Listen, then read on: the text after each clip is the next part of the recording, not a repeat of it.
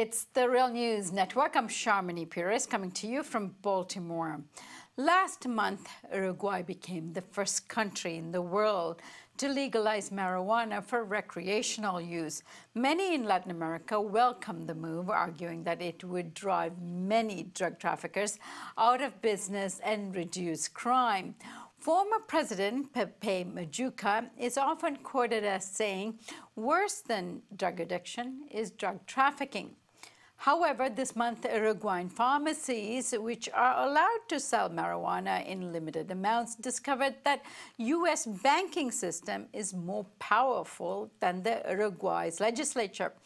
As reported by the New York Times, the Patriot Act prohibits financial institutions from engaging in businesses that profit from controlled substances such as marijuana.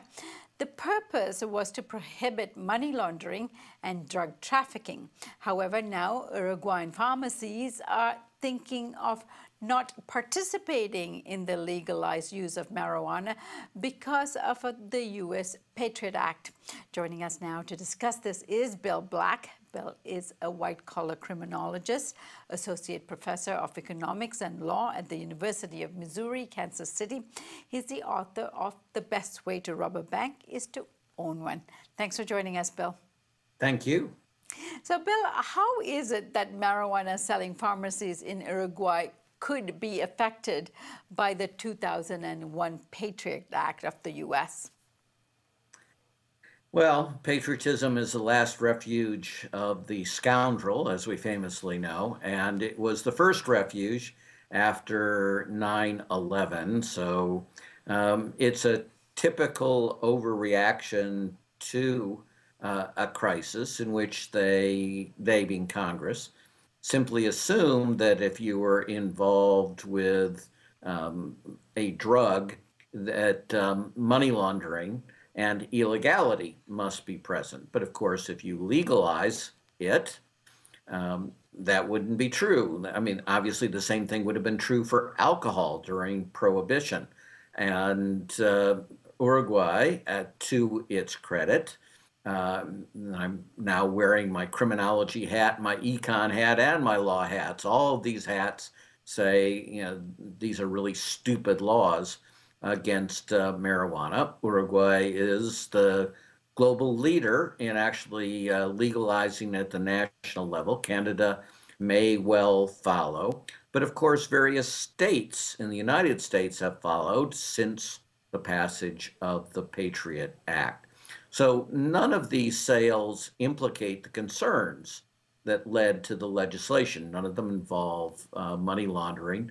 None of them involve funding terrorism and such, so it doesn't make any sense. Now, to their credit, the banking regulators and prosecutors in the United States, in the context of states like Colorado that have taken similar steps in legalization, have indicated that they're not going to prosecute banks because they provide loans or deposit accounts or checking accounts to legal businesses that under Colorado law are lawfully selling marijuana, for example. Could the banks not do the same when it comes to Uruguayan pharmacies? That's one question. And the second question is, doesn't Uruguay have their own banks? Can their pharmacies not just deal with their own banks in the country? Let me take the second question first. Yes, they could. The problem is that Uruguayan banks deal with the United States banks, and the U.S. banks can't deal with them under the Patriot Act unless they get, back to your first question, an exception similar to what we're providing for banks transactions in states like Colorado. Now, that makes perfect sense, but a lot of these exceptions were, of course, made under the Obama administration, and the Trump administration has an outright predilection. If Obama was for it, no matter how sensible it might be, we're against it. And we know that Attorney General Sessions has said that it completely demonizes marijuana, despite all the scientific evidence, despite the fact that it does substantially less harm than alcohol. So he presumably would oppose it. Now, simultaneously, by the way, this is not the only way we use our banking system to restrict what typically are real abuses. I mean, money laundering really is an abuse. Funding terror really is an abuse.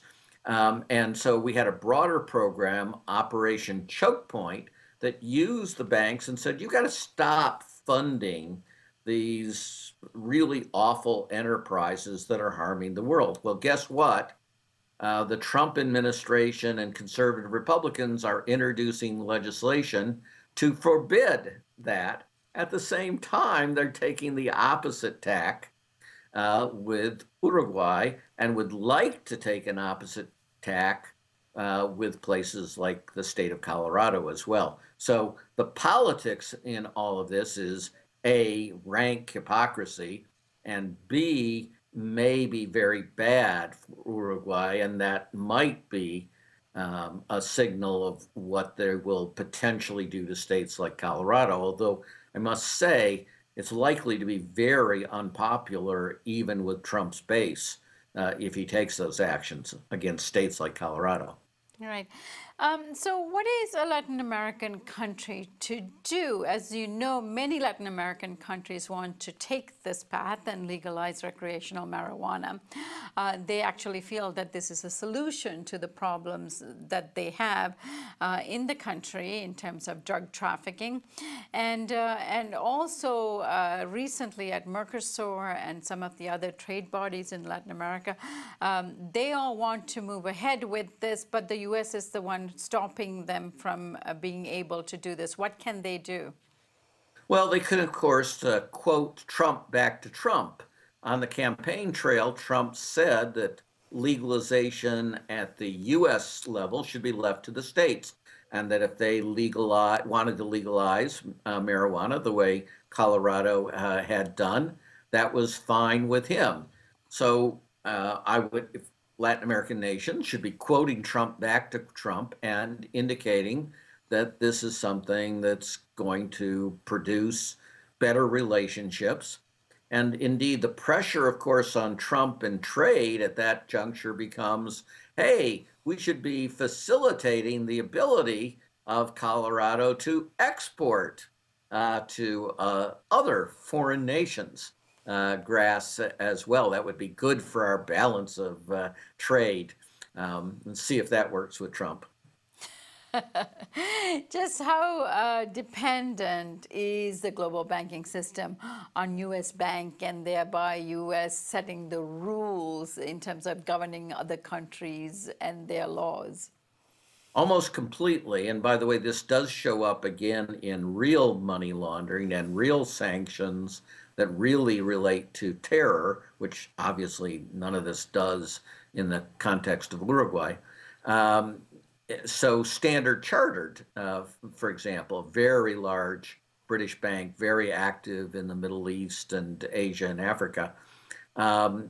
Famously, the U.S. compliance guy warned his more senior counterpart in London that what Standard Chartered was doing was very dangerous under U.S. sanction laws, likely to be illegal and get the bank into serious trouble. And, this was actual financing of terrorism. And the famous reply, which we can't say in full, from the UK was, who the do you Americans think you are telling us how to run our banks? So this is, in fact, a pretty broad pattern. New York is so dominant in commercial banking that even if you were an Uruguayan bank, you're going to have to move money through New York and through the Federal Reserve System and the SWIFT system. And that means that we do have unusual leverage as the United States. And historically, we've wanted to use that leverage. Again, if you're doing that for sensible reasons, it's probably good for the world. This is obviously a stupid reason. As we've admitted, in the context of states like Colorado. It makes no sense in terms of the purposes of the Patriot Act to be going after Uruguay in these circumstances. None at all. Right. And then there are other countries that have become victims of this kind of U.S. dominance in the banking industry. Countries like Iran and Russia and recently Venezuela, who've all been subject to some sort of sanctions under the U.S. and banking. In Iran's case, where they've actually seized some of their assets.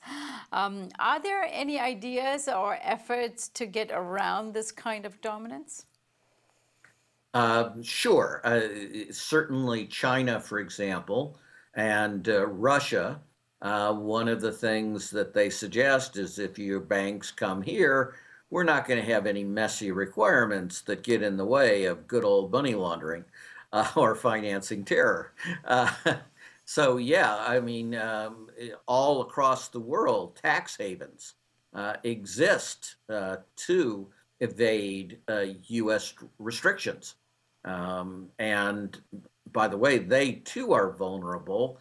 And the fact that we have never cracked down as fully on the tax havens using the leverage the economic leverage and financial leverage we've just been discussing tells you that in particular, the Bush administration did not want to crack down. It viewed tax evasion as a good thing that acted to create a powerful incentive to reduce corporate taxes everywhere. And as you know, President Trump has said his next big initiative is what he calls tax reform. Obviously, reform is the most abused word in Washington, but they want very heavily reductions in corporate income tax. And therefore, they are not, in truth, hostile to tax evasion through these offshore centers. And by the way, not just offshore, but Delaware. Very, very interesting and very close by. I thank you so much for joining us today, Bill. Thank you. And thank you for joining us here on the Real News Network.